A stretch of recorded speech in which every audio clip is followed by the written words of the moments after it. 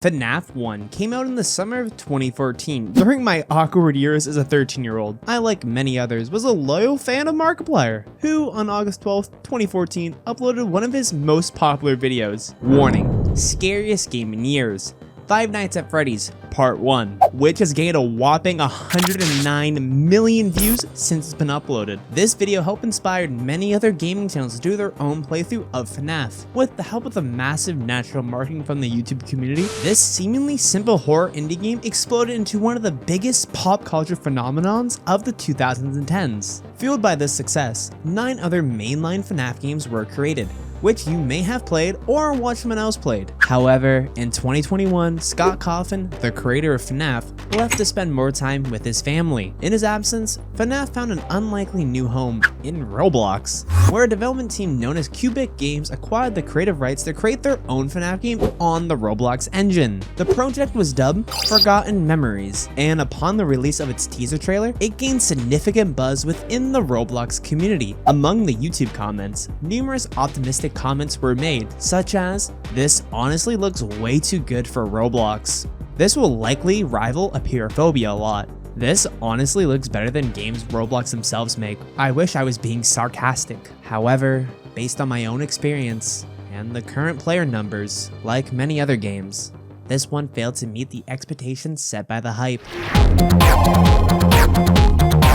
The game opens up with 4 close friends, Amanda, Todd, Travis, and Jay, excitedly discussing their latest job opportunity as security guards at a rundown Freddy Fazbear pizzeria, which is undergoing renovations and will soon reopen as Tony Tacos. As they prepare for their first night shift, Todd remarks that the pizzeria has seen better days, hinting at the place's long history. You can even say he might have some forgotten memories. This place really did go down heavy. Yep, guess so. You get it? Because the game's called Forgotten Memories, maybe humor isn't my strong suit. Once the introductory scene ends, you will hear a familiar sound that FNAF fans will recognize.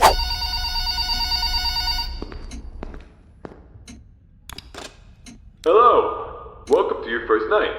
If you do choose to answer, a man referred to only as Phone Guy will give you a brief rundown of the game's mechanics, including how to operate the security cameras, Your computer, or otherwise known as your security camera. Tapping into your computer should allow you to access your security cameras, which were placed strategically. how to keep unwanted guests out by closing the doors,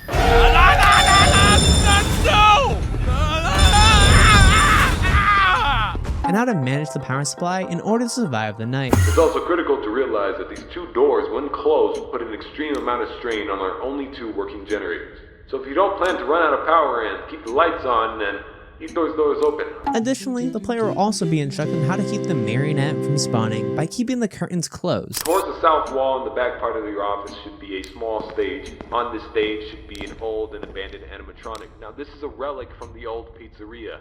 If you're not good with puppets or anything of that sort, then you can keep the curtain closed. I mean, if you don't want to see it, make sure it doesn't see you. Am I right? These are all familiar features to fans of the FNAF franchise. Furthermore, Phone Guy will also introduce players to some of the new mechanics and elements in the game. In the event that the power does go out, players will need to manually activate both generators in the parts and surface area. Failure to do so will result in the clock stopping, preventing the players from winning. Additionally, the blast doors will become ineffective, leaving the player vulnerable to attacks from animatronics like Golden Freddy, who will instantly kill the player if they are seen. To further add to the challenge, players must monitor the ventilation system to prevent the lack of oxygen, which can also lead to their demise. The game also has all the original cast from the first FNAF game: Freddy, Bonksy, Bonnie, Chica, and Golden Freddy, with one animatronic being added every night to help ramp up the difficulty. Forgotten Memories offers stunning graphics, features the original animatronic cast, and introduces new and classic game mechanics that most FNAF fans would enjoy. However, despite its strengths, the game has struggled to gain popularity on Roblox. The root of this issue, I believe, can be traced back to the community culture of the platform. Forgotten Memory heavily encouraged players to collaborate with others to manage numerous tasks every night, such as keeping the power and oxygen on and preventing the marionette from escaping its stage. Moreover, players must monitor the situation on their screens and react accordingly. With multiple objects spread across the map and dangerous animatronics lurking in every corner, teamwork is crucial. Even with a group of 4 people communicating via voice chat on Discord, beating the game remains a daunting challenge. Unfortunately, most players are left to deal with public lobbies, where they are most likely to encounter uncooperative teammates who prefer to waste power and ignore important tasks. Winning the game requires managing every object while invading animatronics attacks as you travel the map, making it an intense and challenging experience for even the most skilled players.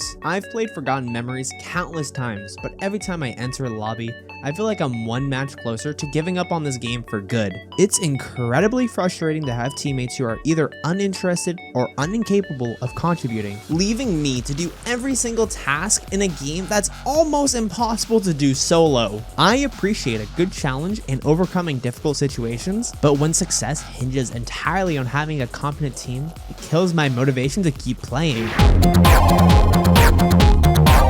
Games like Doors have implemented an official solution for players who hinder the team's progress. In this game, there's a monster named Glitch that damages anyone who falls behind the group, which helps keeps the game flowing smoothly. If Forgotten Memories could adopt a similar approach and punish individual players for their mistakes rather than penalizing the entire team, it could enhance the game's overall experience and make it more enjoyable for the average player. I don't want Forgotten Memories to become a forgotten memory. However, I'm concerned that the current state of the game will cause many players to abandon it shortly after trying it out. The difficulty of finding a full team to play with can make it challenging for many players to fully enjoy the game. As a result, it's understandable to see a drop in player numbers since its release. I want to clarify that my frustration with Forgotten Memories is not because I hate the game. In fact, I think it's a beautifully crafted experience by Cubic Games. However, the game's reliance on having a competent team has been a constant source of disappointment for me. Despite my efforts to find good teammates, I've constantly ran into uncooperative players, lobby after lobby after lobby. But instead of giving up on the game, I'm going to be doing a new challenge. Starting today, I'm pledging to beat Forgotten Memories solo on Nightmare difficulty, from night 1 to night 7. It's gonna be the hardest challenge I've ever taken on this channel, but with your support, I'm fairly confident we could do it together. So leave a like, comment, and let me know how hyped you are for this total nightmare situation that I got myself into.